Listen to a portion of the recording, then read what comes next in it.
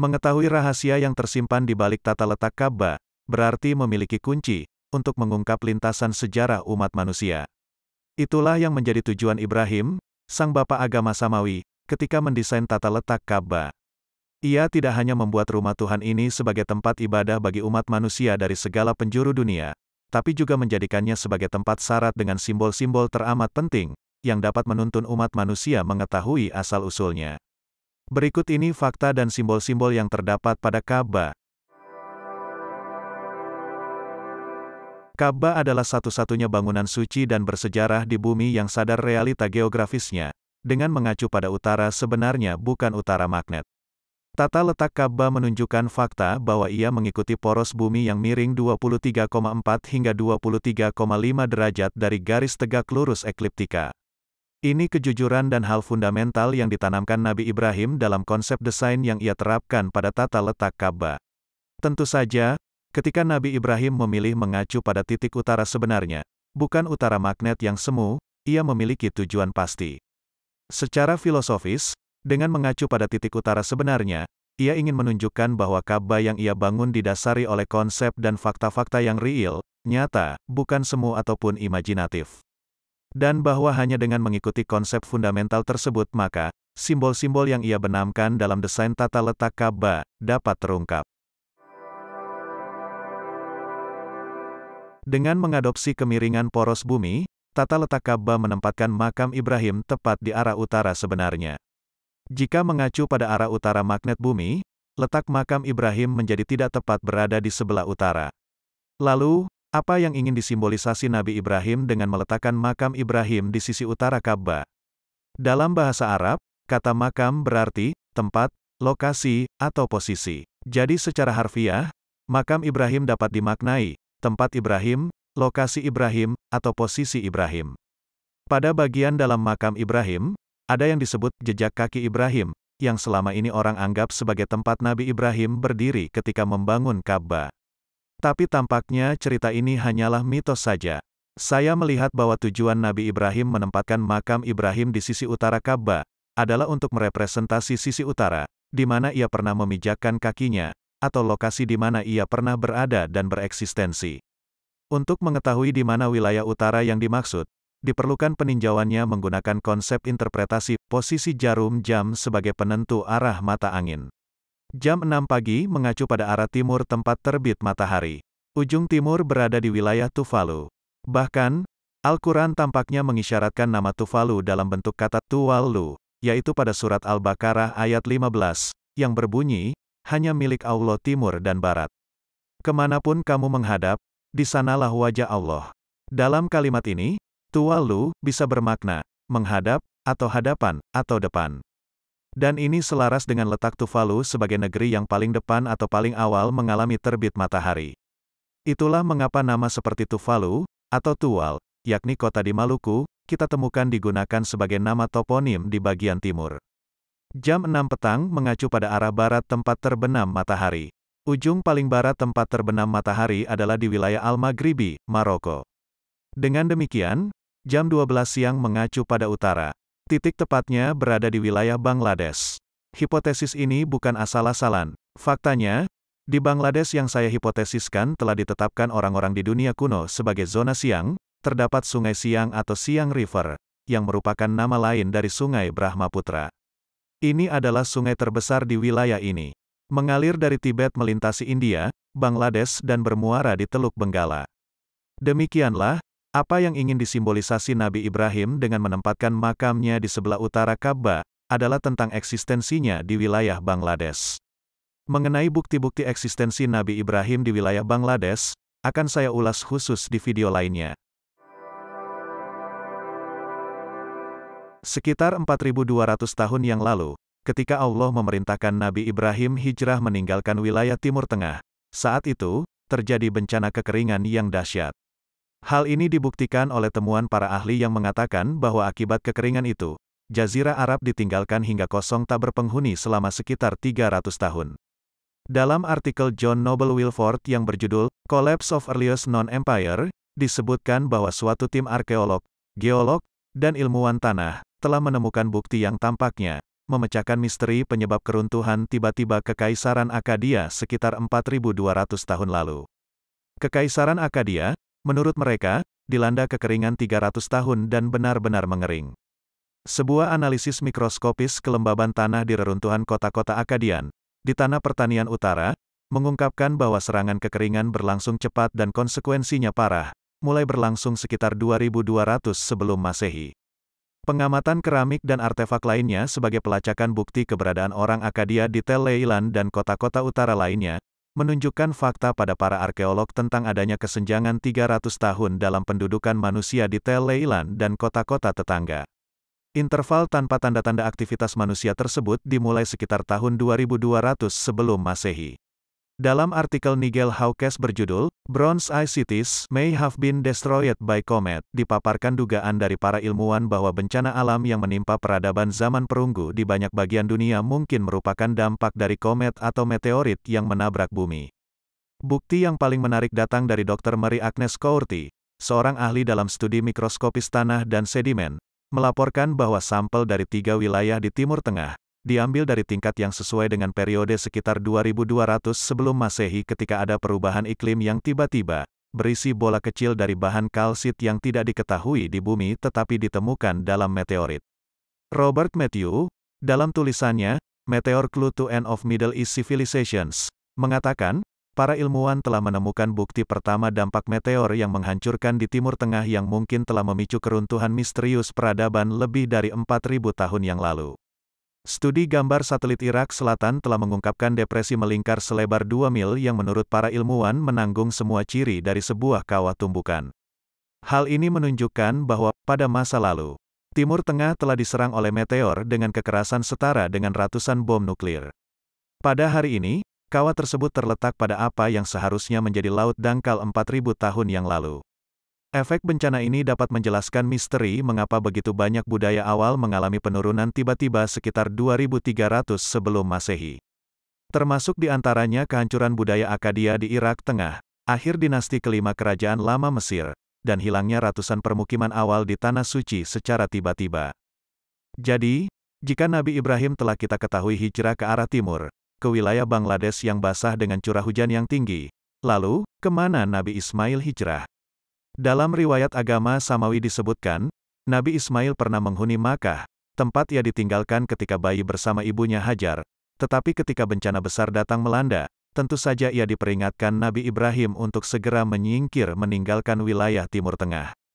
Karena jika tidak, posisinya di Makkah tidak akan dapat selamat dari bencana tumbukan meteor di Irak yang setara dengan ratusan bom nuklir. Jikapun selamat dari tumbukan meteor itu, bencana lanjutan seperti kebakaran besar dan kekeringan hebat, akan membuatnya kesulitan dan menyerah pada akhirnya. Jadi kemanakah Nabi Ismail hijrah? Sebelum menjawab pertanyaan ini, saya ingin sedikit mengalihkan pembahasan ini, untuk mencermati makna kata hijr Ismail dan bentuknya yang setengah lingkaran. Kata hijr dalam bahasa Arab dan bahasa Urdu artinya, perpisahan, perbedaan, atau keberangkatan dari. Kata hijrah yang berarti migrasi atau berpindah berasal dari kata hijr ini. Dari memahami makna hijr, dan dengan mencermati bentuk setengah lingkaran, 180 derajat, bangunan hijr Ismail di sisi paling barat Ka'bah, maka, dapat diperkirakan jika makna filosofis hijr Ismail adalah tentang titik paling barat sebagai titik perpisahan antara siang dan malam. Sisi barat sebagai sisi yang membatasi antara sisi 180 derajat belahan bumi siang hari, dengan 180 derajat belahan bumi malam hari. Hal inilah yang dimaksudkan makna kata hijr, perpisahan, yaitu perpisahan antara siang dan malam, perbedaan, yaitu perbedaan gelap dan terang, dan keberangkatan dari, yaitu keberangkatan dari sisi siang belahan bumi menuju sisi malam belahan bumi. Yang menarik, bentuk sinonim kata hijr yaitu firak mengandung makna, kecemasan, kesedihan, penyesalan. Saya melihat makna ini lebih mengarah kepada simbolisasi sisi barat tempat tenggelamnya matahari sebagai sisi akhir kehidupan. Bahwa orang yang mencapai titik ini akan dilanda rasa cemas, sedih, dan penyesalan, karena telah mendekati akhir hidupnya. Jadi, bentuk setengah lingkaran hijr Ismail menyiratkan ujung paling barat, tempat terbenamnya matahari. Inilah alasan mengapa Nabi Ibrahim menempatkannya di sisi barat Ka'bah. Dengan demikian, hijr Ismail bisa kita maknai, tempat hijrah Ismail, yaitu, di ujung paling barat tempat terbenamnya matahari. Wilayah Maroko terkenal sebagai negeri paling barat tempat terbenamnya matahari. Tetapi, jejak hijrah Nabi Ismail di sebelah barat, tampaknya ditunjukkan tetangga Maroko di sebelah utara yaitu Spain atau Spanyol. Jika kita tinjau secara fonetis, nama Spain dan Ismail pada dasarnya memiliki korespondensi bunyi secara morfologis, karena fonetis P dan M sama-sama bagian dari konsonan bilabial, yakni konsonan yang diartikulasi atau dihasilkan dengan mempertemukan kedua belah bibir. Sementara itu, fonetis N dan L sama-sama bagian dari konsonan alveolar, yaitu konsonan yang diartikulasi dengan lidah menyentuh atau menghampiri alveolum, belakang gigi bagian atas. Kasus morfologi fonetis, atau perubahan fonetis, umumnya kita temukan terjadi di antara fonetis yang sejenis menurut artikulatornya. Hajar Aswad di sudut timur laut, pintu Ka'bah yang diletakkan di sampingnya, dan bahwa sudut ini merupakan titik awal tawaf, adalah rangkaian metafora atau simbolisasi, yang berbicara banyak, tentang sesuatu di masa yang sangat kuno, di masa ketika semua hal tentang manusia baru saja dimulai. Metafora adalah gaya bahasa yang umum digunakan leluhur kita di masa kuno, dalam mengungkap sesuatu. Terutama terhadap kejadian, figur, atau hal-hal apapun yang dianggap sangat sakral dan sifatnya suci. Selain sebagai wujud penghormatan terhadap apa yang dianggap sakral tersebut, kenyataannya, gaya bahasa metafora memang memiliki kedalaman atau keluasan makna yang bisa dikatakan, tepinya tak terjangkau nalar, sehingga dengan demikian bernuansa kesadaran kosmis. Pada bagian awal, telah saya ungkap bahwa Nabi Ibrahim tidak hanya membuat Ka'bah sebagai tempat ibadah bagi umat manusia dari segala penjuru dunia, tapi juga menjadikannya sebagai tempat syarat dengan simbol-simbol teramat penting, yang dapat menuntun umat manusia mengetahui asal-usulnya. Dan, Hajar Aswad di sudut timur laut serta pintu Ka'bah yang ditempatkan di sampingnya, adalah pintu masuk kita untuk memasuki lorong waktu itu. Nabi Idris, atau Hermes, adalah orang yang berperan sangat penting dalam menyiapkan dan memastikan kita mampu menjelajahi lorong waktu itu. Dia mengajarkan ilmu hermeneutikanya sebagai bekal kita dalam upaya menerjemahkan simbol-simbol. Karena itu, dalam perjalanan ini, ia adalah guru kita. Hermeneutika adalah sebuah teori yang mengatur tentang metode penafsiran, yaitu interpretasi terhadap teks dan tanda-tanda lain yang dapat dianggap sebagai teks. Secara etimologi, hermeneutika berasal dari penggabungan nama Hermes, dengan kata nautika, yang dalam bahasa Italia berarti pelayaran. Jadi, kata hermeneutika dapat kita maknai menjadi melayari pemikiran Hermes atau Nabi Idris. Jadi, makna apa yang dapat kita tangkap dengan fakta bahwa sudut Hajar Aswad tepat menghadap ke Indonesia? Mengetahui jawaban pertanyaan, mengapa sudut Hajar Aswad tepat menghadap ke Indonesia? Pada dasarnya, mengetahui pula jawaban dari pertanyaan yang juga sangat penting, yaitu, mengapa sudut Hajar Aswad menjadi tempat orang memulai tawaf? Secara harfiah, Hajar Aswad artinya batu hitam. Hajar artinya batu, Aswad artinya hitam. Menurut riwayat yang berkembang dalam tradisi Islam, Hajar Aswad adalah batu yang berasal dari surga. Awalnya berwarna putih susu, lalu seiring waktu berubah warna menjadi hitam. Dengan menaati konsep yang diterapkan Nabi Ibrahim pada tata letak Ka'bah, yaitu mengacu pada utara sebenarnya, kita mendapati sudut Hajar Aswad menghadap ke sekitar arah timur laut. Untuk menentukan di mana wilayah timur laut yang dimaksud, kita mesti menggunakan metode interpretasi posisi jarum jam sebagai penunjuk arah. Jika jam 6 pagi, merepresentasi arah timur, yaitu titik terbit matahari, jam 12 siang, merepresentasi arah utara, yakni titik tengah hari, jam 6 petang, merepresentasi arah barat, yakni titik terbenam matahari, maka, jam 9 pagi tentunya dapat diduga merepresentasi arah timur laut. Silahkan cermati gambar ini. Dalam gambar ini, dapat kita lihat, wilayah Indonesia dari Papua hingga Sumatera, masuk dalam kawasan timur laut. Ini sesuai dengan fakta bahwa di masa lalu, wilayah Indonesia atau Nusantara, selain dikenal sebagai negeri Sabah atau negeri pagi, juga disimbolisasi dengan sebutan negeri timur laut. Pintu Ka'bah yang terletak di samping Hajar Aswad, mengisyaratkan bahwa sisi timur laut ini adalah pintu masuk paling awal, bagi utusan pertama dari langit, untuk memulai kehidupan peradaban umat manusia di bumi. Simbol sudut Hajar Aswad di sisi timur laut sebagai titik awal tawaf, mengisyaratkan bahwa dari titik inilah perjalanan umat manusia, anak cucu Adam, dimulai. Titik timur laut adalah titik awal peradaban manusia. Titik awal, semuanya bermula. Di masa lalu, suatu tempat di Pulau Sulawesi, pernah disebut sebagai negeri timur laut atau Isanapura. Dalam teks Cina kuno, Sui Su, kitab sejarah dinasti Sui, yang disusun oleh Wei Zheng, antara tahun 580 sampai 643 Masehi, terdapat informasi bahwa negara Zenla atau Chenla, pada sekitar awal abad ke-7 diperintah oleh Ziduo Sina dan Yishainak Xiandai, yang ibu kotanya disebut Isanapura. Nama Isanapura oleh para sejarawan dianggap berasal dari bahasa Sanskerta, Isana, yang berarti timur laut. Anggapan ini sangat mungkin berasal dari pemahaman konsep Dikpala yang terdapat dalam tradisi Hindu. Asta Dikpala atau penjaga dari 8 arah, terdiri dari Dewa Kubera, penjaga arah utara, Dewa Bayu, penjaga arah barat laut, Dewa Varuna, penjaga arah barat, Dewa Nirti, penjaga arah barat daya, Dewa Yama, penjaga arah selatan, Dewa Agni, penjaga arah tenggara, Dewa Indra, penjaga arah timur, dan Dewa Isana, penjaga arah timur laut. Dalam kitab suci Hindu, nama Isana diberikan kepada Siwa. Isana menandakan bentuk halus Siwa yang mewakili pengetahuan transendental. Vastu Sastra yaitu sistem arsitektur tradisional Hindu, secara harfiah berarti ilmu arsitektur, menekankan bahwa Isana Disa atau arah timur laut, mewakili kesejahteraan dan pengetahuan. Dalam tradisi Hindu, utara melambangkan kekayaan dan kebahagiaan sedangkan timur melambangkan pengetahuan dan kedamaian. Isana adalah kombinasi dari keduanya. Mengenai letak Isanapura sebagai ibu kota Zenla, sejarawan dunia pada umumnya menempatkannya di wilayah Kamboja hari ini. Klaim para sejarawan yang menempatkan Zenla di wilayah Kamboja hari ini, sebenarnya mudah dilihat sebagai sebuah bentuk klaim yang dipaksakan. Transkripsi toponim yang disebut dalam berita Cina, terlihat begitu mudah dikait-kaitkan dengan toponim tertentu di Kamboja saat ini, yang pada kenyataannya, sama sekali tidak memiliki keidentikan, jika ditinjau menurut struktur fonetisnya. Berikut ini beberapa informasi dari catatan Cina kuno mengenai Zenla, yang menguatkan indikasi jika Zenla yang dimaksud dalam kronik Cina, letak sesungguhnya adalah di Pulau Sulawesi.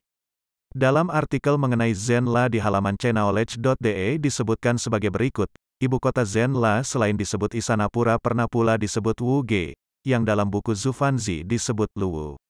Selanjutnya, di bagian akhir, disebutkan bahwa Zenla terpecah menjadi 2 kerajaan, yakni Lu Zenla, artinya, Zenla tanah, dan Sui Zenla, atau Zenla air.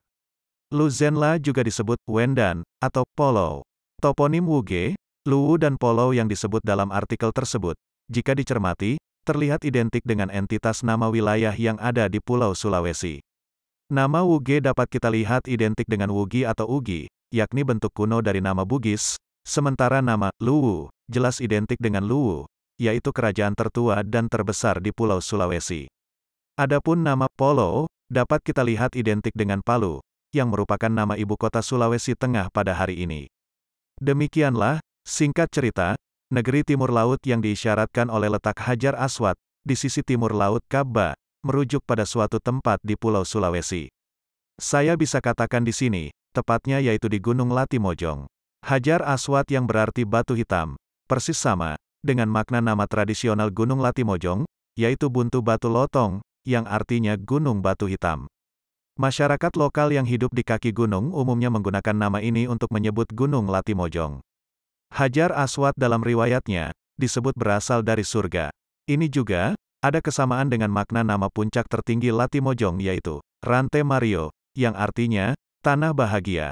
Kata Rante, artinya, tanah atau dataran, sementara kata Mario, artinya, bahagia. Kita dapat melihat bahwa makna nama Rante Mario ini merupakan bentuk kalimat naratif untuk kata, surga. Demikianlah, ketika Nabi Ibrahim mendesain tata letak Ka'bah dengan menempatkan Hajar Aswad di sudut timur laut, menempatkan pintu Ka'bah tepat berada di sisinya, dan putaran tawaf dimulai dari sudut yang sama, dia, pada hakikatnya, merancang rangkaian metafora yang bercerita tentang awal mula peradaban manusia.